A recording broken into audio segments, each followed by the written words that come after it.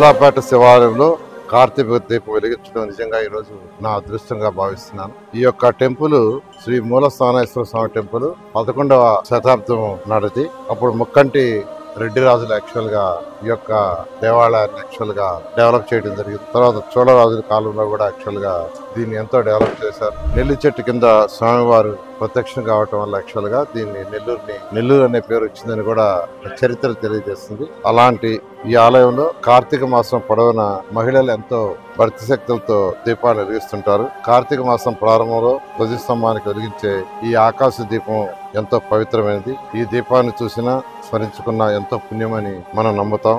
పితృదేవతలకు ఈ దీపం మార్గం చూపిస్తుందని, సమాజంలోని అజ్ఞానపు చీకట్లను తొలగించి వెలుగునిస్తుందనే నమ్మకం యాక్చువల్ గా ఈ యొక్క మాసంలో వెలిగించే ఈ దీపం ఉంటుందని నమ్ముతారు. ఈ యొక్క మూలాపేట శివాలయంలో ఈ యొక్క దీపాన్ని వెలిగించే అదృష్టం నాకు కలిగేందుకు మరొకసారి నెల్లూరు ప్రజలకు కూడా ధన్యవాదాలు తెలియజేస్తూ, ఆ భగవంతుడి దయ వల్ల ప్రతి ఒక్కరు ఆయురారోగ్యాలతో ఉండాలని, సకల ఐశ్వర్యాలతో ఉండాలని, ఆర్థికంగా అన్ని విధాల నష్టపోయిన రాష్ట్రాన్ని గౌరవమైన ముఖ్యమంత్రి గారి యొక్క ఆధ్వర్యంలో ఈ రాష్ట్రం అన్ని విధాల ముందుకు డెవలప్ కావాలని ఆ భగవంతుడి కోరుతున్నాను.